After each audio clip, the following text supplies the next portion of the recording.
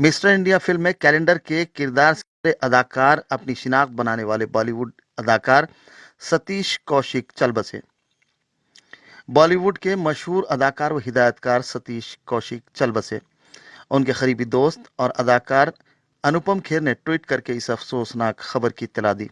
उन्होंने लिखा कि मैं जानता हूं कि मौत इस दुनिया की आखिरी सच्चाई है, लेकिन मैंने ख्वाब में भी नहीं सोचा था कि मैं जिंदा रहते हुए अपने बेहतरीन दोस्त सतीश कौशिक के बारे में ये लिखूंगा। सतीश कौशिक 66 बरस के थे। उन्होंने कई फिल्मों में काम किया। खास तौर पर उनकी फिल्मों में मिस्टर इंडिया का नाम काबिल जिक्र है, जिसमें उन्होंने कैलेंडर का किरदार अदा किया था। फिल्मी अदाकार के तौर पर सतीश कौशिक को इस फिल्म से पहचान मिली थी। वो दीवाना मस्ताना और साजन चले ससुराल के अलावा और भी कई फिल्मों में अपनी अदाकारी के जौहर दिखा चुके हैं। सतीश कौशिक एक मशहूर बॉलीवुड अदाकार, कॉमेडियन, स्क्रिप्ट राइटर, डायरेक्टर और प्रोड्यूसर थे। नाज़रीन, इस प्रोग्राम के स्पॉन्सर हैं अलजियारा tours and travels, Ranjan colony, Tigalkunta, Tadban, Hyderabad.